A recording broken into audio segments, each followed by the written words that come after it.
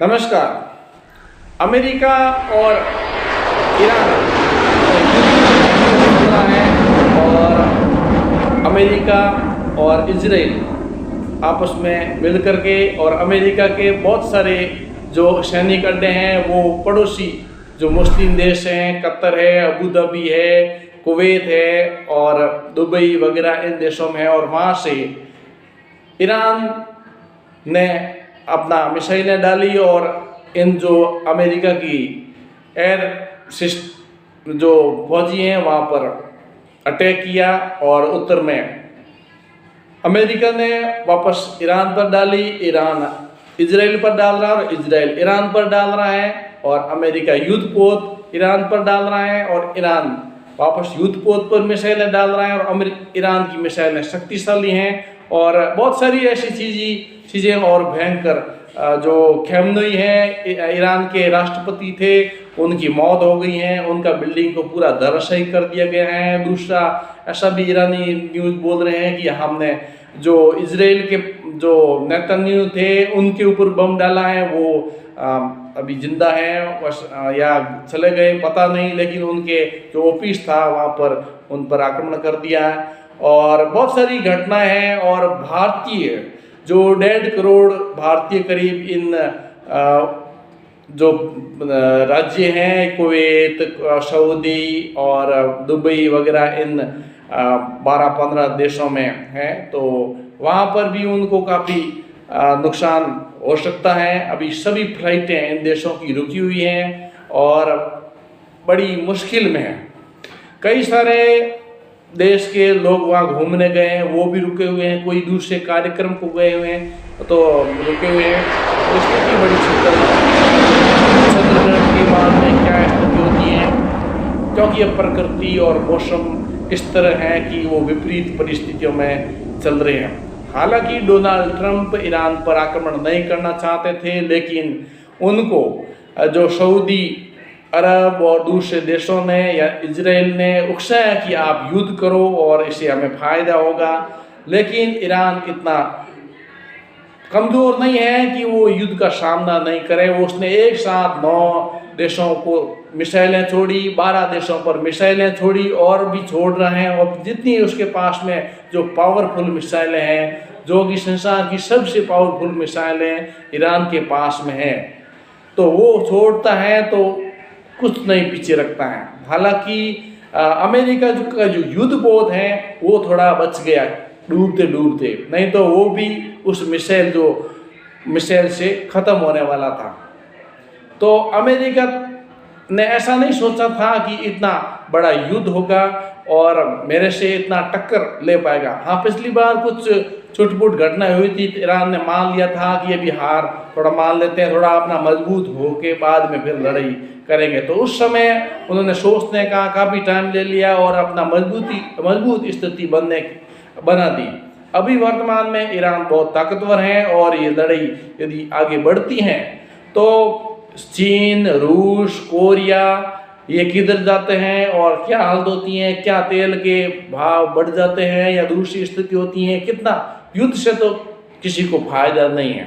America किसी का नहीं है, वो न भारत के साथ में, न पाकिस्तान के साथ में, न किसी के साथ में नहीं है, वो सिर्फ अपना फायदा देखता है। तो ये युद्ध खतरनाक है और पूरे विश्व के लिए ये खतरनाक है। हम इसमें शांति की अपील करते हैं। हालांकि हमारे प्रधानमंत्री मोदी जो खamenei थे उनकी मौत पर गम तो नहीं जताया और कुछ भारतीय जो यूपी कश्मीर में प्रदर्शन किया कि खamenei की मौत हो गई है और प्रधानमंत्री कुछ कीजिए और अमेरिका को रोके, इजराइल को रोके और ईरान की मदद करें। आखिर ईरान की मदद क्यों करें? जब आप वोट देने के टाइम में मोदी के साथ में नहीं थे और कुछ ऐसी चीज़ें में मोदी के साथ में नहीं थे, तो अब आपके ऊपर मुश्किल पड़ी। बांग्लादेश में कुछ हुआ तब आप कुछ जवाब नहीं लाई और अब खamenei के साथ हुआ तो मोदी को कुछ करना चाहिए ऐसा बोल रहे हैं। तो मोदी ने तो कुछ अफसोस तो जताए, भाई चला गया है तो विश्व में अशांति हुई है, शांति होनी चाहिए। तो मोदी ने बात किया है, इजराइल के प्रधानमंत्री नेतन्याहू से किया है और जो सऊदी के प्रधानमंत्री हैं सलमान, उनसे भी किया है, दूसरे देशों से भी बात चल रही है और बात कर रहे हैं कि विश्व में शांति हो, किसी भी ये समस्या है उसका समाधान है बातचीत के द्वारा हल किया जाना चाहिए, न कि युद्ध से।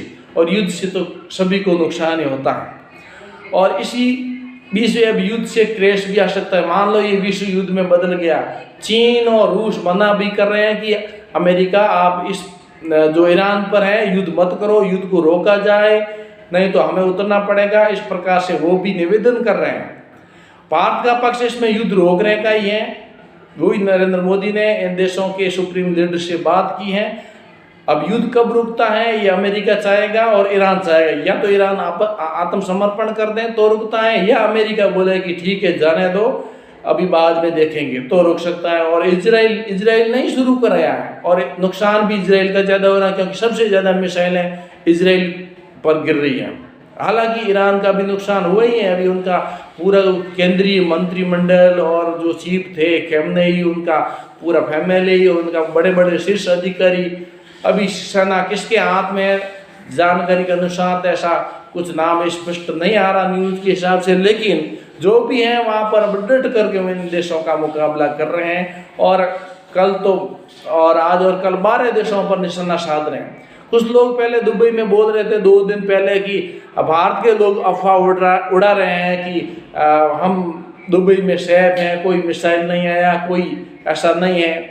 हाँ, ये बात सच है कि आपको न्यूज़ नहीं मिलती। आप दुबई में है, सऊदी में है, कतर में है, तो आपको न्यूज़ नहीं मिलती है। न्यूज़ आपको भारत से ही मिलेगी, क्योंकि आपको वहाँ पर न्यूज़ देने की, कोई वीडियो बनाने की परमिशन ही नहीं है। वो जैसी न्यूज़ और जैसी परमिशन देना चाहते हैं उस देश के, वही आप कर सकते हैं। और भारत में ये बोलने की आज़ादी, वीडियो बनाने की आज़ादी है, तो भारत के लोग वीडियो बना करके आपको न्यूज़ दे रहे हैं, तो वास्तविक दे रहे हैं। हालांकि इसमें कुछ लोग अफवाह वाला भी दे सकते हैं, लेकिन वास्तविक स्थिति ये है कि ईरान ने इन सभी 12 देशों पर आक्रमण किया है, मिसाइलें डाली हैं, और बुर्ज खलीफा जो दुबई की बड़ी इमारत है उसको खाली करा दिया गया है, और भारत के कई सारे लोग वहाँ पर फंसे हुए हैं। दूसरे देश जहाँ कतर, इराक वगैरह हैं वहाँ पर भी कुल मिला के इस एरिया में 1.5 करोड़ भारतीय रहते हैं। तो मोदी को 1.5 करोड़ जो भारतीय हैं उनकी चिंता है कि इस तरह युद्ध के हालात खराब हुए तो भारतीय लोगों की हम रक्षा चाहते हैं, क्योंकि हम विश्व में शांति चाहते हैं। तो इस प्रकार से युद्ध के हालात जल्दी से जल्दी शांति की ओर बढ़े, और जो नेता हैं अमेरिकी राष्ट्रपति और नेतन्याहू, मोदी, और इस मतलब कुछ मीटिंग करें और ये मीटिंग में हल निकालें कि युद्ध से कोई आखिरी हल नहीं होता है, और युद्ध को अभी और आगे बढ़ने मत दो, और शांति के साथ में बातचीत की जाए और इसका समाधान निकाला जाए। शांति में ही विश्व का विकास है, न कि इस युद्ध को बढ़ाने में। अपनी अहंकार से तो हर किसी का नाश होता है। हाथ जोड़ के राम राम करने से हम आगे बढ़ सकते हैं, सहयोग से आगे बढ़ सकते हैं, मदद करने से आगे बढ़ सकते हैं। कुछ लोग बोल रहे हैं कि भारत को ईरान की मदद करनी चाहिए, और कुछ लोग बोल रहे हैं कि नहीं करनी चाहिए। कुछ लोग जो खamenei का जो मौत होने के बाद में हंस रहे हैं, खिल्लियाँ उड़ा रहे हैं, तो ऐसा भी नहीं करना चाहिए। सबका अपना कर्म है, और उसको कर्म की अपनी अपनी सजा जो ईश्वर, जो मुख्य जो सत्ता होती है वो सबको देती हैं। अच्छे कर्म करने से ही अच्छी स्थिति, अच्छा विकास हो सकता है। तो अपन अच्छे की तरफ जाइए, और जो ये क्राइसिस आएगा, ऐसा नहीं हम चाहते हैं कि इस युद्ध से कुछ नुकसान हो, विश्व में शांति हो और क्राइसिस जो है वो नहीं आए।